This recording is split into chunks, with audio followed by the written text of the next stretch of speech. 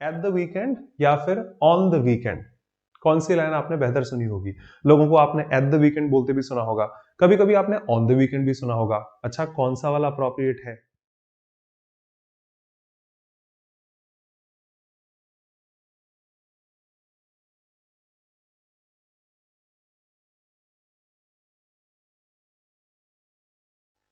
Namaskar, this is Kapildev Sharma and I once again welcome you to my YouTube channel English by Kapildev Sharma. This is the second video on prepositions in English.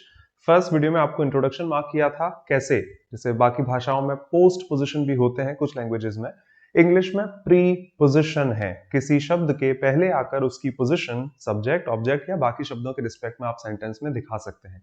और इनकी properties कि इनके साथ हमेशा object आने चाहिए, तो अगर प्रोनाउन है तो अपने ऑब्जेक्टिव केस में ही होना चाहिए, और इनके साथ अगर वर्ब है तो उसका आपको नाउन वर्जन बनाना ही पड़ेगा, बिकॉज सब्जेक्ट ऑब्जेक्ट हमेशा नाउन या प्रोनाउन बिहेव कर सकते हैं। तो वो जेरेंट्स में ट्रांसफॉर्म कर दी जाती थी, I am interested in dancing, she is fond of singing, और ऐसे बहुत सारे वेरिएशंस। एंड हाँ, हिंदी से एग्जैक्ट ट्रांसलेशन की कोशिश मत कीजिएगा, बिकॉज से आई होप आपको याद होगा। नहीं देखा है तो वो फर्स्ट वीडियो जरूर देख लीजिएगा, introduction of prepositions in English. This is the second video and I will be talking about use of at, on and in, particularly for time expressions। एक प्रपोजिशन के बहुत सारे काम होते हैं, एट और इन से हम प्लेस भी दिखाते हैं, वो नेक्स्ट वीडियो में देख लेंगे। तो आपसे भी हम्बल रिक्वेस्ट रहेगी कि खिचड़ी दिमाग में ना करें कि सर एट वहां भी तो आता है, अच्छा वहां भी तो आता है, वहां भी तो आता है, तभी तो आप कंफ्यूज होते हैं। एक बार में एक पैटर्न देख लीजिए, दूसरे बार में दूसरा पैटर्न देख लीजिएगा, फिर आप दिमाग में मर्ज भी करोगे तो आपके पास क्लैरिटी रहेगी, डिस्टिंक्शंस रहेंगी। So in this video, I'll be talking about at, on, in, particularly for time expressions. But before I proceed, कुछ बेसिक्स आपको वापस मार्क कर दूं कि हाँ, इस चैनल पर बहुत सारा कंटेंट है ग्रामर से related, noun, pronoun, adjective, articles, verbs, adverb, preposition, बहुत सारी चीजें हैं। पूरी ग्रामर ऑलमोस्ट है, आप देख लीजिएगा। वोकैबुलरी के काफी वीडियोस हैं, बहुत जल्द मैं और अपलोड करूंगा। Previous year paper, bank, SSC, UPSC, CDS, not UPSC GS वाली, और ऐसे काफी एग्जामिनेशंस के सॉल्व कराए हैं, आप चेक कर सकते हैं। और आरसी क्लोज टेस्ट पैराजम्बल्स के भी बेसिक्स मौजूद हैं। तो एक बार आप प्लेलिस्ट सेक्शन ओपन करेंगे, आपको हर चीज सिस्टमैटिक तौर पर मिल जाएगी, चाहे वो पूरी प्लेलिस्ट एडजेक्टिव्स की हो, प्रोनाउन की है, नाउन की है, वर्ब्स की है, क्लोज टेस्ट है, और हर चीज के तौर पर एक बार चेक कर लीजिएगा। मेरे साथ पढ़ना चाहें ऑन अ डेली बेसिस तो आप मेरी ऐप डाउनलोड कर सकते हैं with the same name, English by Kapildev Sharma, जिसमें आपको 2 लाइव बैचेस, जो एक फाउंडेशन बैच है ग्रामर इन डिटेल एग्जाम्स को ध्यान में रखते हुए, साथ में वोकैबुलरी की कई क्लासेस और practice sessions RC cloze test पर भी मौजूद रहेंगे। Live classes with live chat, जो भी आपको डाउट है आप पूछ सकते हैं, रिकॉर्डिंग्स हैं, अगर आप मिस करते हैं जितनी बार चाहे देख सकते हैं, और पीडीएफ फॉर्म में नोट्स भी अवेलेबल है। और 24/7 कभी भी डाउट है तो एक अलग ग्रुप है जिसमें आप जब चाहे अपनी डाउट्स पूछ सकते हैं। हाँ, अगर आपको प्री और मेंस को टारगेट करके चलना है फॉर प्रैक्टिस, तो एक प्रैक्टिस बैच है जिसको आप ले सकते हैं, जिसमें हर टॉपिक जो बेसिक्स से के साथ साथ एडवांस लेवल पर आपको पढ़ाया जाएगा, प्री और मेंस दोनों को ध्यान में रखते हुए। सेम प्रॉपर्टीज यहाँ पर भी है। और हाँ, अगर आप चाहें सारे वीडियोज एक साथ, तो आप वीओडी ले सकते हैं, वीडियोस ऑन डिमांड। इनके कॉम्बोज भी हैं, एक बार कपिलदेव शर्मा ऐप डाउनलोड करके आप चेक कर लीजिएगा। Can catch me across different handles, YouTube channel, Instagram, Twitter, Telegram जरूरी है स्टूडेंट्स के लिए, आपको डेली वोकैबुलरी मिल जाती है, साथ में जो भी नोटिफिकेशंस हैं पीडीएफ है वो आपको वहां से मिल जाती है। सो काइंडली ज्वाइन, बाकी would love to see you across the platforms. चलिए, let's get back to business. At, on, in, 3 शब्दों को आपसे कहा पर्टिकुलरली फॉर टाइम एक्सप्रेशंस। वैसे तो हम जानते हैं कि हमने एट को हमेशा यूज किया है for precise time, for definite time, निश्चित समय दिखाने के लिए। और मैं तो कहूंगा समय सबसे छोटी यूनिट में आवर्स और मिनट्स में होता है, सेकंड्स को हम कहां तक माइंड करते हैं। तो यार ये ट्रेन का टाइम कितना है, ये तो भाई 11:13 पर आती है, सेकंड्स मार्क नहीं की जाती वहां पर। इस केस में 11:13 कोई वही आवर्स और मिनट्स वाला टाइम है ना, तो बहुत सिंपल वर्ड्स में लिखा है, किताबी डिस्क्रिप्शन नहीं कि precise time, exact time, definite time, नहीं। आवर्स और मिनट का कॉम्बिनेशन जहां पर है वो टाइम हमेशा एट से दिखाते हैं। आप ही तो कहते हैं आई वेक अप एट, वैसे बोल दिया, I wake up on 7 in the morning, I wake up in 7 in the morning, और I wake up at 7 in the morning, because निश्चित समय है, दैट आवर्स और मिनट वाला ड्यूरेशन। किसी ट्रेन का आना 11:13 पर आती है, 11:15 पर चली जाती है, अराइविंग एट, डिपार्चर एट आप कह सकते हैं। किसी फ्लाइट का लैंड होना हो सकता है, किसी मीटिंग का स्टार्ट होना हो सकता है, the meeting starts at 3 PM। कोई शो स्टार्ट हो सकता है, मेरा फेवरेट शो तो 10 बजे आता है, तो the show starts at 10 PM हो सकता है। 7:30, आपका लंच कितने बजे होता है, 2:30 बजे, चलो फिर हम लंच में ही आते हैं, एट 2:30 हो सकता है। नहीं भाई 8:30 बजे तो हम डिनर कर लेते हैं और 11:30 बजे हम लोग सो जाते हैं, तो ये सारे टाइम आपके एट के साथ हैं बिकॉज इनमें फिक्स्ड टाइम आपने मार्क किया है, वो डेफिनेट टाइम आपने मार्क किया है।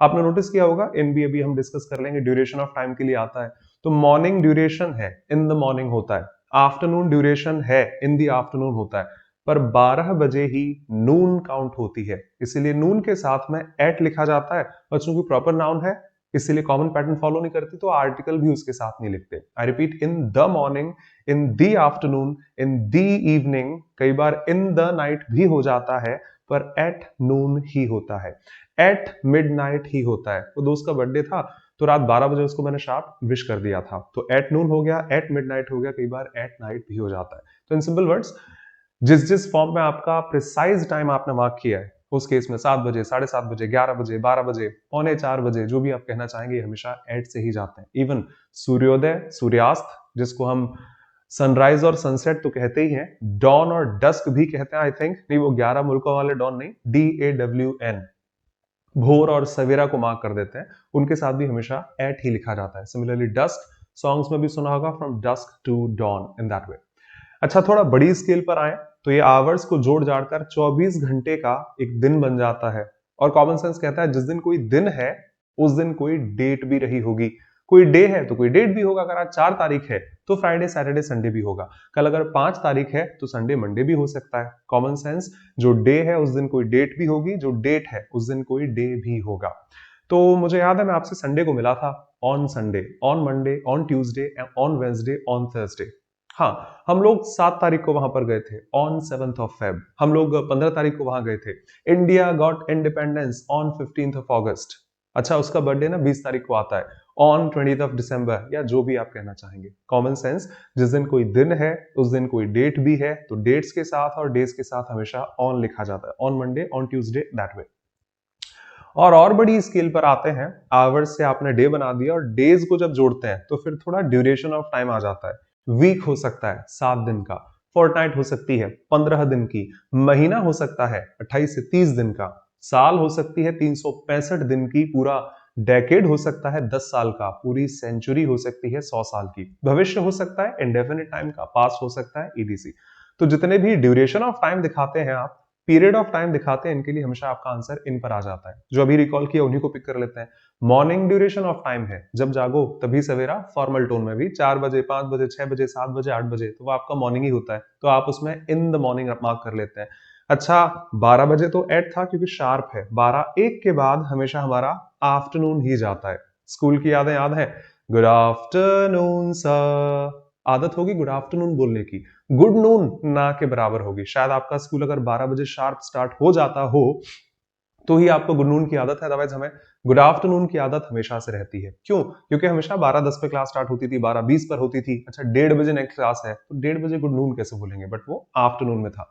गुड इवनिंग हमेशा है, गुड नाइट हमेशा है, जैसे आप मार्क करते हैं। तो इन the morning, at noon, in the afternoon duration of time, in the evening duration of time, कई बार इन द नाइट भी होता है ड्यूरेशन दिखानी है तो, और एट नाइट भी होता है अगर आपको हर रात की बात करनी होगी तो। इनको आप डिटेल में और देख लेंगे। इसके अलावा इन द फ्यूचर हो सकता है, इन द पास्ट हो सकता है, इन समर, इन विंटर, क्योंकि सीजन्स भी तो 2-3 महीने के होते हैं करीबन, तो इनके साथ भी इन है आपका। सिमिलरली इन 10 डेज, अच्छा याद है टीवी एडवर्टाइजमेंट्स में आता है बैक इन 2 मिनट्स, लौटेंगे 2 मिनट में, तो 2 मिनट भी तो ड्यूरेशन ही होती है, उसके साथ भी हमेशा आपका आंसर इन पर ही आ जाता है। इन 2 months, in 2 years, in 2 decades, you can say. अच्छा, वो टीवी तो हमने मई में खरीदी थी, मई भी तो ड्यूरेशन ऑफ टाइम है 30 दिन का, इन मई, इन जुलाई, इन दिसंबर, तो महीनों के नाम के साथ भी हमेशा इन लिखा जाता है, because they definitely show that duration of time. I was born in 2005, 2005 तो भाई 365 दिन है, कोई भी वर्ष कह दीजिएगा, साल कह दीजिएगा, इसीलिए ईयर्स के साथ इन 2005, इन 2010, मंथ्स के साथ इन दिसंबर, इन जनवरी, इन फरवरी, या फिर ऐसे किसी भी ड्यूरेशन ऑफ टाइम के साथ हमेशा इन ही लिखा जाता है। आई होप ऑब्जेक्शन ना हो। आइए जरा उनको कुछ शब्दों के साथ देख लेते हैं। I repeat, at is for hours and, at is for hours and minute, in that way. On is for days and dates कह दीजिएगा, और हाँ, in for the period of time और duration of time one can mark. कुछ words यहाँ लिखे हैं, आप देख लीजिएगा। The very first one, meeting तो भाई 3 बजे स्टार्ट होगी, कोई फिक्स टाइम है, एट 3 कह दीजिएगा। अच्छा, वो 10:30 बजे फ्लाइट आएगी, 5:30 बजे आएगी, 9:30 बजे आएगी, वही फिक्स टाइम है। अच्छा 7:15 सोकर उठता हूं मैं, तो एट 7:15, या जो भी आप कहना चाहें, मैंने सुबह बोला है, शाम नहीं बोला है। अच्छा वही नून हो सकता है, 12 बजे नाइट हो सकती है, हमेशा हर रात के लिए एट नाइट कहा जाता है। मध्य रात्रि 12 एट मिडनाइट भी मार्क कर देते हैं, so that is a feasibility और अ पॉसिबिलिटी। दिन में वीडियो रिकॉर्ड करने का यही घाटा होता है। टाइम आप देख सकते हैं 6:12, कोई कॉल कोई मैसेज कोई भी कर सकता है। एट डिनर टाइम हो सकता है, 8:30 बज गया, हमारा खाने का टाइम हो गया।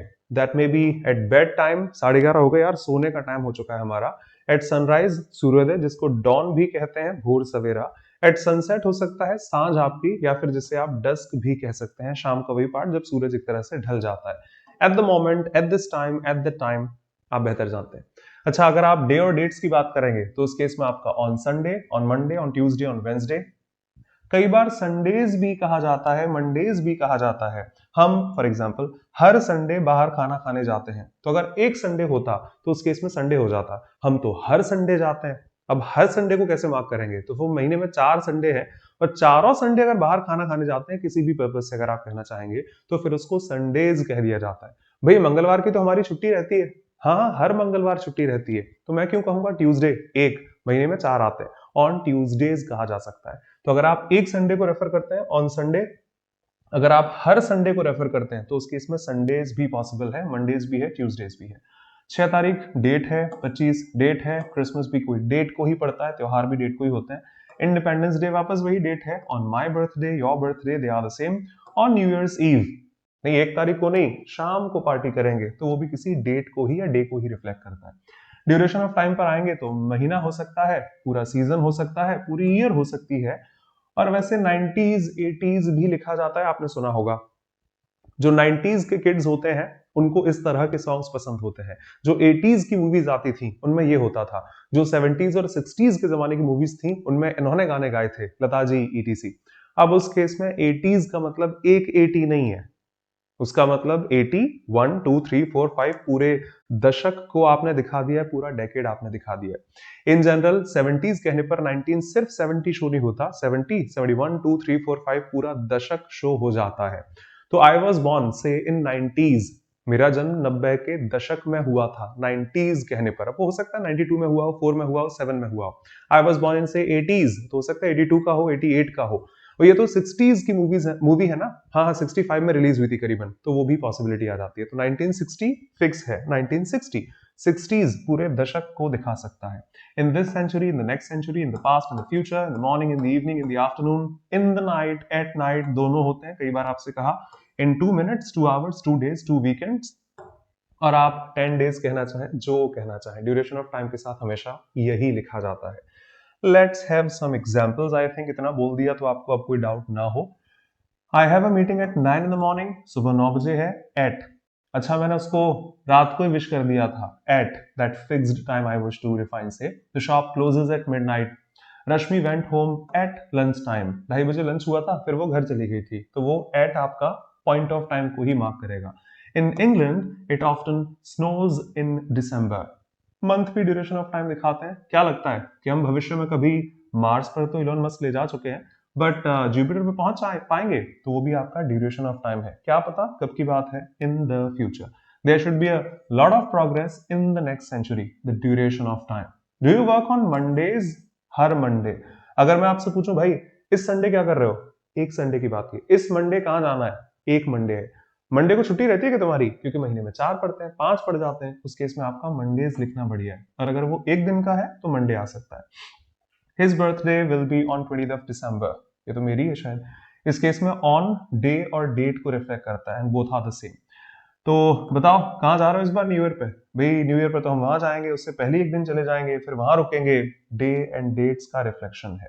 थोड़ा नोटिस करें, इन द मॉर्निंग होता है, बट हाँ ऑन द मॉर्निंग भी होता है, ऑन द इवनिंग भी होता है, ऑन द से आफ्टरनून भी हो सकता है। ये सारी चीजें पॉसिबल है, बस कॉमन सेंस लगाएं। ऑन का इस्तेमाल डे और डेट के लिए करते हैं, इवनिंग और आफ्टरनून जैसे ड्यूरेशन ऑफ टाइम को दिखाने के लिए नहीं करते हैं। फॉर एग्जाम्पल मैं कभी दिल्ली आया और मुझे याद है वो 7 तारीख थी, मैं वहां पर मैच देखने के लिए आया था, इंटरव्यू के लिए आया था, कुछ भी कारण हो सकता है। सर सर सर याद है उस दिन मैं भी आपको शाम को वहां मिला था? अरे हाँ यार आप भी मुझे उस दिन मिले थे। तो जब मैं आपसे कह रहा हूं कि मैं 7 तारीख की शाम को आपसे मिला था, उसी दिन मेरा इंटरव्यू भी था, तो मैं किसी इवनिंग की बात नहीं कर रहा हूं, मेरा रिफ्लेक्शन उस डे पर है। जैसे मैं ऐसे समझा देता हूं, ऑफलाइन क्लासेस मान लीजिए, आपने किसी टीचर से कहा कि सर थोड़ा हमें एक्स्ट्रा पढ़ा दीजिएगा, हमारा इस मंडे को संडे को पेपर है। तो सर ने बोला एक काम करो, मैं कह रहा हूं आपसे कल आ जाओ सुबह। पर यार कल तो मेरी क्लास है। काम करो कल सुबह मत आओ, आप परसों सुबह आ जाओ। पर परसों तो यार मुझे वहां जाना है। एक काम करो आप थर्सडे सुबह आ जाओ। पर थर्सडे तो यार मुझे ये काम करना होगा। फ्राइडे सुबह आ जाइए। आप एक काम करो संडे को सुबह आ जाओ, मैं आपको बता दूंगा सारा। अब जो मैंने एग्जाम्पल दी है कि आप कल सुबह आ जाइए, नहीं नहीं परसों सुबह आइए, नहीं नहीं थर्सडे की सुबह आ जाइए, नहीं नहीं फ्राइडे सुबह आ जाइए, नहीं नहीं संडे सुबह आ जाइए। आप नोटिस करेंगे रिफ्लेक्शन सुबह पर नहीं था, किसी पर्टिकुलर डे या फिर डेट पर ही था। कल सुबह आ जाओ, नहीं नहीं परसों सुबह आ जाओ, नहीं यार नेक्स्ट डे सुबह चलेंगे अपन। तो ये सारी सुबह को रिफ्लेक्शन नहीं दिखा रही है, ये उन पर्टिकुलर डेट या फिर डेट्स की ही आपसे बात कर रही है। तो ऑन द सेम इवनिंग, उसी शाम जब मैं वहां गया था, आपसे मिला था, उसी सुबह जब आपका फोन आया था, मेरा इंटरव्यू भी था, यानी उसी डेट या फिर डे का रिफ्लेक्शन है। तो इंग्लिश में आप कई बार पढ़ेंगे on the morning of this और that date, on the evening of this और दैट डेट। आगे रिफ्लेक्शन डे और डेट का जरूर होगा। तो अगर आगे डे और डेट है तो उस केस में इन द मॉर्निंग नहीं जाता, वहां पर हमेशा ऑन द मॉर्निंग ही लिखा जाता है। Common sense, in the morning duration, on the morning उस डे और डेट को रिफ्लेक्ट करेगा। ठीक है, आई थिंक शिकायत ना हो वो तो आप कमेंट्स में लिख दीजिएगा। कुछ और भी अच्छी चीजें हैं जो इनसे एसोसिएट हो जाती हैं। बेसिक्स तो मैंने आपको सारे मार्क कर दिए कि at for that exact definite precise time, hours और मिनट्स वाला। डे और डेट को दिखाने के लिए ऑन आ जाता है। और हाँ, ड्यूरेशन ऑफ टाइम छोटी से बड़ी कितनी भी हो सकती है, उसके लिए हमेशा आपका आंसर इन पर आ जाता है।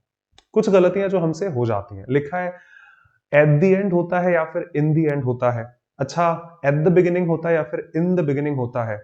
तो बोलचाल की भाषा से जो हम सुनते रहते हैं, हमें लगता है इन द एंड ही होता है, एट द एंड थोड़ी होता होगा। इन द बिगिनिंग होता है। सर एट द बिगिनिंग का क्या सेंस बनेगा? नहीं नहीं, ये इन द एंड और इन द बिगिनिंग होते हैं। भाषा है, आपका परसेप्शन क्या कहना चाहता है। अभी अभी आपने लास्ट स्टेटमेंट देखा कि वैसे तो मॉर्निंग के साथ इन आता है, पर जरूरत पड़ेगी तो ऑन द मॉर्निंग भी पॉसिबल है। होते दोनों है, बस डिफरेंस इसी बात का है। आप कभी नोटिस करें, आज थीम दिखा रहा हूं, नेक्स्ट वीडियो जो आप एट और इन का पढ़ेंगे फॉर प्लेस, उसमें यही थीम बड़ी स्केल पर अप्लाई होकर आपको दिखा पाऊंगा। सुन लीजिएगा, एट का इस्तेमाल कई बार आप पढ़ेंगे एक किसी पॉइंट को मार्क करने के लिए भी करते हैं, चाहे वो प्लेस का हो चाहे वो टाइम का हो। और इनका इस्तेमाल थोड़े एरिया, विसिनिटी को दिखाने के लिए कर लेते हैं, चाहे वो टाइम का हो चाहे वो प्लेस का हो। तो नोटिस करें, अगर क्लॉक की बात की जाए, घड़ी आपने अगर एक तरह से बना रखी है, तो उस केस में 5 बजे उठा था, पॉइंट ऑफ टाइम है। 6 बजे उठा था, पॉइंट ऑफ टाइम है। 7 बजे, 8 बजे, 10 बजे, 2:15 बजे, 4:30 बजे, सारे के सारे पॉइंट ऑफ टाइम को ही रिप्रेजेंट करते हैं, that particular point, the fixed one. पर हाँ, सुबह से लाइट ही नहीं है, ड्यूरेशन ऑफ टाइम। दिन में तो मैं सो गया था, ड्यूरेशन ऑफ टाइम। शाम को यार उनके यहाँ जाना है, ड्यूरेशन ऑफ टाइम। पूरी रात मेरे पेन हुआ था, ड्यूरेशन ऑफ टाइम। ऐसा आप कई बार पढ़ेंगे। I repeat, next video at और इन का जो प्लेस का होगा, उसमें आप इस बात को 100% बहुत आसानी से समझेंगे, बिना किसी रूल को रटे हुए। टू बी ऑनेस्ट, बहुत सारे वेरिएशंस दिखाऊंगा वहां पर, तो उसको छोटा सा यहां अप्लाई कर लेते हैं। एट जब भी लिखा जाता है तो हमेशा पॉइंट्स के लिए लिखा जाता है, और इन लिखा जाता है तो थोड़ा एरिया, ड्यूरेशन, पीरियड इनके लिए दिखाया जाता है। अब आप जज कीजिए। मैंने आपसे कहा कल मैं मूवी देखने गया था, और शुरू में 15-20 मिनट यार समझ ही नहीं आ रही थी, पता नहीं क्या चल रहा है, पर लास्ट के 15-20 मिनट में बहुत अच्छी दिखाई है। तो आई वुड से इन द बिगिनिंग, बिकॉज वो ड्यूरेशन दिखाना चाह रहा हूं आपको। इन द बिगिनिंग, अब मूवी एक पल में कैसे समझ आ सकती है कि मैंने ऑन किया, अच्छी मूवी नहीं है। एक पल में मूवी कैसे समझ में आ सकती है, पॉइंट ऑफ टाइम पर मूवी कैसे आपको समझ में आएगी। पर हाँ, 10-15 मिनट देखी, अच्छी लगी, बुरी लगी, तब आप कह सकते हैं अच्छी थी या फिर बुरी थी। So in the beginning, in the end movies के लिए बहुत अच्छी लाइन है।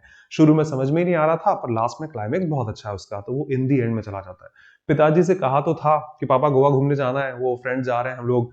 माने ही नहीं शुरू में, माने ही नहीं शुरू में, फिर हाँ फाइनली अंततः जाकर लास्ट में उन्होंने अलाउ कर दिया था। कई बार ऐसा होता है।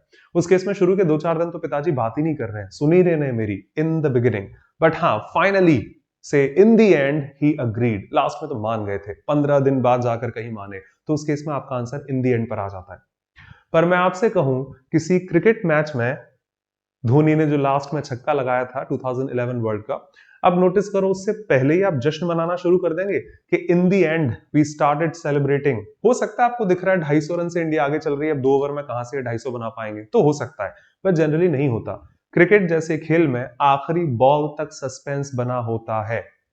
So say we celebrated the victory not in the end, at the end of the game. जब मैच खत्म हो गया, आखिरी बॉल का भी निष्कर्ष आ गया, तब जाकर आप सेलिब्रेट कर सकते हैं. So we celebrated at the end of the game. हम मैच खत्म होने से पहले सेलिब्रेट तो नहीं कर सकते. आपने देखा होगा कितने सारे ट्विस्ट एंड टर्न्स क्रिकेट में आते रहते हैं. उसका घर कहां पर है? वो गली का आखिरी मकान उसी का है. उसका मकान ऐसे 15-20 जगह थोड़ी ना बना होगा. So he lives at the end of the street. At the end of the street. Because गली खत्म हो जाती है, वहीं पर उसका मकान है. आप कई बार नोटिस करें, आपको एट हमेशा एक पॉइंट को दिखाने के लिए मिलेगा. तो जहां जहां पर आपका रिफ्लेक्शन, एग्जांपल दिखाता हूं, एक पॉइंट से है, वहां पर आपका आंसर हमेशा एट द बिगिनिंग और एट द एंड से ही रहेगा, जो आपको अभी एग्जांपल दिए. और जहां आपका रिफ्लेक्शन एक ड्यूरेशन ऑफ टाइम से है, उस केस में आपका आंसर इन द एंड और इन द बिगिनिंग से ही बनता है. आइए जरा 4 अच्छे एग्जांपल्स इस बात को देख लेते हैं. वी वर्कड हार्ड, काफी मेहनत की, और फाइनली 2-2.5 साल बाद जाकर कहीं हमारा सिलेक्शन हो गया. सिलेक्शन एक दिन में तो नहीं होता कि आज मन में आया यूपीएससी क्वालिफाई करनी है, चलो हो गया मेरा. तो ऐसे तो नहीं होता, आपको बहुत मेहनत करनी पड़ती है. और जो मैंने नाम लिया उसमें 4-6 साल लग जाती है. कई बार होता है, कई बार नहीं भी होता. But finally in the end we got selection, we succeeded that वे.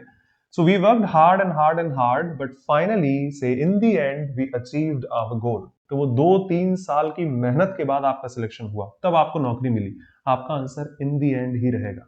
भाई साहब, वो सेंटेंस के अंत में एक फुल स्टॉप लगा दिया करो. तो मान लो कि सेंटेंस इतना बड़ा है, जैसे मैंने मूवी के लिए कहा 2.5 घंटे की मूवी है, शुरू के 15 मिनट समझ ही नहीं आ रही, इन द बिगिनिंग चल जाएगा, इन द बिगिनिंग. लास्ट के 15 मिनट बहुत अच्छी है, इन दी एंड पॉसिबल है. पर किसी सेंटेंस के इन दी एंड में फुल स्टॉप कहां लगाओगे? ये भी तो अंत ही है ऑलमोस्ट. ये भी तो अंत है, ये भी तो उसका अंत है, ये भी है और ये भी है. यू कांट से कि put a period, full stop at the in the and of every sentence. वो तो अंत में तो कहीं भी लगा देगा, यहां पर नहीं. सेंटेंस खत्म हो जाएगा उसके बाद ही लगेगा. That should not be the period और द विसिनिटी और the area, that should be a particular point out there. इसलिए आपका answer at the end of every sentence लिखा जाता है. तो चलिए, अंततः ठीक है, कॉलेज में, स्कूल में बहुत सारे दोस्त मिलते हैं, छोड़ जाते हैं, बिछड़ जाते हैं, साथ रहते हैं, but finally in the and what really matters is trust. किसी भी रिलेशन में ट्रस्ट की वैल्यू होती है अंततः. शुरू में तो सब अच्छा लगता है, in that case in the and बेहतर है. आप इस केस में पॉइंट ऑफ टाइम पर ट्रस्ट नहीं दिखा सकते, बट हाँ, आज 10 साल हो गए, जब भी फोन करता हूं अच्छे से बात करता है, ट्रस्ट है, अंडरस्टैंडिंग हमारी ऐसी है, दैट वे. तो इन द एंड में पहुंच जाएंगे. India and Pakistan players shook hands, से shake hands at the end of the game. बढ़िया लाइन लिखी है. आप कैसे मैच खत्म होने से पहले, कभी 4 बॉल बची हैं भाई, हेलो हेलो हेलो ब्रदरन, वहां तो नहीं हो सकता ना. लेकिन हाँ, जब मैच खत्म हो जाता है उसके बाद ही हैंडशेक किया जाता है. तो मैच खत्म होने के बाद, can not say in the end of the game, that has to be at the end of the game. जीतते हैं हारते हैं वो हर खेल का रिजल्ट है, बट हाँ, मैच खत्म होने के बाद हाथ मिलाए जाते हैं. खत्म होने से पहले ये थोड़ी कि लास्ट के 3 ओवर बचे हैं, that will be in the and. Last में तो हम लोग डर गए थे, पता नहीं जीतेंगे कि नहीं जीतेंगे, वो इन द एंड हो जाएगा. हैंडशेक इन द एंड नहीं हो सकता, at the end of the game ही रहेगा. So Dhoni was pretty emotional at the end of the game. जब मैच खत्म हो गया तब जाकर आपके इमोशंस बाहर आते हैं. रोते हुए देखा हमने धोनी को न्यूजीलैंड के खिलाफ, तो वो ये थोड़ी है कि रन आउट होने से पहले ही रोना स्टार्ट कर दिया, बट बेचारे आउट हो गए, फिर जाकर कहीं उनके इमोशंस बाहर आए, that way. So eight the end of the game, in the and भी हो सकता है. I looked everywhere for the book, नहीं मिली, काफी ढूंढी, तो फाइनली फिर मुझे नई ही खरीदनी पड़ी. यहां पर आप पॉइंट नहीं दिखा सकते. अंततः 15 दिन बाद मुझे एक नई किताब खरीदनी पड़ी. तो हम श्योर आप में से कई लोगों को यह नया मिला होगा कि हमें बोलचाल की भाषा से इन द एंड की आदत होती है. सॉन्ग्स में भी सुना है, in the and it doesn't even matter, Linkin Park. In that way in the and बढ़िया है, पर उनका कॉन्टेक्स्ट था, उन्होंने इन द एंड दिखा दिया. हमारी जरूरत पड़ेगी, सेंटेंस में अगर जरूरत होगी तो वहां पर एट द एंड ही बेहतर होगा. दोनों याद रखें, जैसी जहां जिसकी जरूरत पड़ जाए.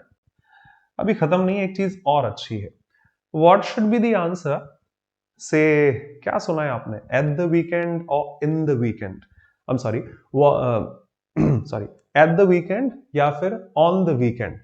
कौन सी लाइन आपने बेहतर सुनी होगी? लोगों को आपने एट द वीकेंड बोलते भी सुना होगा, कभी कभी आपने ऑन द वीकेंड भी सुना होगा. अच्छा, कौन सा वाला अप्रोप्रिएट है? तो जनरली हमारा आंसर वन वर्ड में होता है. जब भी ये क्लास में पूछता हूँ कमेंट्स प्लीज, तो एक आंसर आता है. कोई कह रहा है एट द वीकेंड, कोई कह रहा है ऑन द वीकेंड. जनरली जब ऑफलाइन क्लास में पूछा जाता है तो आंसर आता है at the weekend, on the weekend, at the weekend, on the weekend. Sir दोनों ही सुने हैं, तो क्यों ना हम वहां पर वापस चले जाएं, भाषा जहां सीखना शुरू की थी, प्रोनाउन की क्लासेस, टू बी ऑनेस्ट, जहां पर आपको बताया था कि नहीं ऐसा थोड़ी कि बेटर देन मी बोलने वाले अनपढ़ होते हैं। डोमिनेंटली प्रेवलेंट है better than me, which is casual conversation, बोलचाल की भाषा में यही बोला जाता है। पर हाँ, लिखित भाषा में हम ऐसे शब्दों का इस्तेमाल नहीं करते, वहां पर आपका ये आंसर चला जाता है। तब भी आपको डिफरेंशिएट किया था कि यूएस इंग्लिश है, ये यूके इंग्लिश है। सेम जब ये पढ़ाया था, एक पूरा वीडियो दिया था कि बी के साथ में कौन से केसेस आते हैं, तो इट्स मी होता है कि इट्स आई होता है।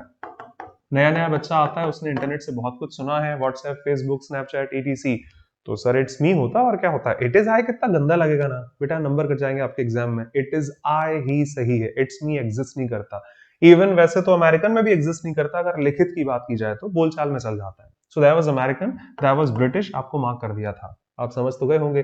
कलर की स्पेलिंग पूछी थी, COLOUR होती है। हाँ सर, तो फिर ये टीवी चैनल वाले क्या अनपढ़ हैं क्या, जो कलर्स की स्पेलिंग कुछ ये लिखते आते हैं? अनपढ़ नहीं है, ऑब्वियसली इतना बड़ा चैनल चला रहे हैं, उनको स्पेलिंग नहीं आती होगी।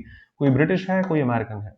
कई बार इक्वलाइजर की स्पेलिंग ZER देखी है, कई बार आपने SER देखी है। कोई ब्रिटिश है, कोई अमेरिकन है, n नंबर ऑफ डिफरेंसेस सच।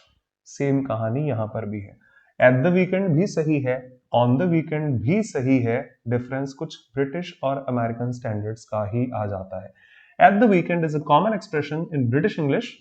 आप जनरली जब फॉर्मल पार्ट में किसी ब्रिटिशर से सुनेंगे तो आपको आंसर एट द वीकेंड ही सुनने को मिलेगा, बट आप किसी अमेरिकन से सुनेंगे तो आपको on the weekend he generally सुनने को मिलेगा। कहानी फिर से वही है। इंटरनेट पर, यूट्यूब पर, गूगल रिजल्ट्स में, स्नैपचैट पर, व्हाट्सएप पर, ETC, इंस्टाग्राम पर आपको अक्सर ऑन द वीकेंड ही मिलेगा, बेटर देन मी ही मिलेगा, आपको इट्स मी ही मिलेगा। पर ध्यान रखना वो सारे अमेरिकन हैं, इसीलिए उनको एग्जाम्स में फॉलो ना करें, बोलचाल में आप वही लिखिए, नो ऑब्जेक्शन। काफी बोल लिया मैं। यूज ऑफ एट, ऑन, इन और हिस्ट्री के हिसाब से अभी तक ऐसा कोई रूल आपको रटवाया नहीं कि प्रपोजिशंस में आपको रटना पड़े। दिल से रिक्वेस्ट है, जिसको भी लगे, वैसे भी और भी वीडियोस आएंगे, फिनिश थोड़ी हुआ है, ये तो फर्स्ट वीडियो है यूज के हिसाब से, वो तो बेसिक्स का था, इंट्रोडक्शन का था। जहां भी आपको कमी लगे कि ये चीज और ऐड करके दे दीजिएगा, एक वीडियो इस पर भी होना चाहिए, तो वो आप मुझे कमेंट्स में लिख दीजिएगा। आई थिंक इसके बाद स्लाइड्स नहीं होंगी। नेक्स्ट वीडियो आपको मिल जाएगा use of at and on, at and in, for place, and I promise बिना किसी रूल के आपको उसको समझाना चाहूंगा, और ना कभी जरूरत पड़ेगी किसी भी प्रिपोजिशन के लिए। ठीक है, so thank you so much. कुछ बेसिक्स के साथ, कुछ फॉर्मेलिटीज के साथ वापस फिनिश करूं इसको भी। चैनल पर बहुत सारा कंटेंट है ग्रामर के लिए, noun, pronoun, adjective, verb, article आप चेक कर सकते हैं। वोकैबुलरी भी है, previous year paper hundreds of मैंने सॉल्व कराए हैं, SSC steno, CGL, CHSL, UPSC, CDS और बहुत सारे RC क्लोज टेस्ट, पैरालेंगल्स की भी वीडियोस मौजूद हैं। आप एक बार प्लेलिस्ट सेक्शन ओपन करके चेक कर सकते हैं। Do download my app, I would say English by Kapil Dev Sharma, जिसमें आपको रेगुलर क्लासेस मिल जाती हैं। अगर आप किसी एग्जाम के लिए पढ़ रहे हैं, जो लोग एग्जाम्स के लिए नहीं पढ़ते हैं, आपको यूट्यूब पर मिलता रहेगा, पर अगर एग्जाम है तो ऑब्वियसली आपको एग्जाम ओरिएंटेड कंटेंट वहां मिल जाएगा, हर चीज को ध्यान में रखते हुए, जिसमें सारी ग्रामर रहेगी, काफी क्लासेस वोकैब की और काफी RC क्लोज टेस्ट, पैरालेंगल्स की, फिलर्स की, जो एग्जाम में आते हैं उनकी भी है।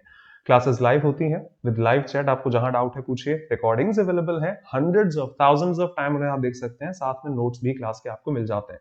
और एक अलग ग्रुप है, जब भी आपको डाउट है 24/7 आप अपने डाउट्स डिस्कस कर सकते हैं। अपार्ट फ्रॉम दिस एक प्रैक्टिस बैच है, जो प्री और मेंस दोनों को ध्यान में रखते हुए, बिकॉज आजकल हर एग्जाम का सिलेबस चेंज हो चुका है, CGL चेंज हो गया, CHSL चेंज हो गया, MTS चेंज हो गया, तो इंग्लिश का वेटेज हर जगह पर अच्छा खासा है। जितना जल्दी हम सिलेक्शन ले लें हमारे लिए बेहतर होगा। पर सिलेक्शन सिर्फ ग्रामर पढ़कर नहीं आता, उसके लिए प्रॉपर प्रैक्टिस भी चाहिए। तो इसके लिए एक प्रैक्टिस बैच है, आप चाहे तो मोस्ट वेलकम। कॉम्बोज भी आप ले सकते हैं ग्रामर एंड प्रैक्टिस के। और जिस किसी को लाइव नहीं आना, नहीं सर मेरा तो 1 महीने बाद एग्जाम है, मुझे सारे वीडियोस आप दे दो, मैं तो देख लूंगा 4-4 वीडियो करके एक हफ्ते में, एक दिन में, फॉर एग्जाम्पल, क्या हुआ भाई? उस केस में आप VODs ले सकते हैं, videos on demand, all videos at once along with the notes and that section. Can catch me on my music channel, Kapil Music Boy. Instagram पर आप फॉलो कर सकते हैं for Kapil Music Boy and such updates out there. Twitter पर भी follow कर सकते हैं, टेलीग्राम स्टूडेंट्स के लिए जरूरी है, with the same handle English by Kapil Dev Sharma. Do join, काफी चीजें आपको वहां से मिलती रहेंगी। अब डाउट्स हैं आपकी, वो आप वहां डिस्कस कर सकते हैं। Facebook page with the same name. ठीक है, I hope that was worth. बहुत कुछ आपने सीखा होगा, कुछ ना कुछ तो नया मिला होगा, चाहे वो at the beginning, eight the and हो, चाहे वो एट द वीकेंड से ऑन द वीकेंड हो, इन क्यों निकल रहा है मेरे मुंह से, एट द वीकेंड और ऑन द वीकेंड क्यों ना हो, और चाहे वो ऑन द मॉर्निंग क्यों ना हो, ये ऐसा कुछ भी। Would love to see you in the upcoming video. This is Kapil Dev Sharma. Always welcome to my YouTube channel, English by Kapil Dev Sharma. Stay connected. See you. Thank you.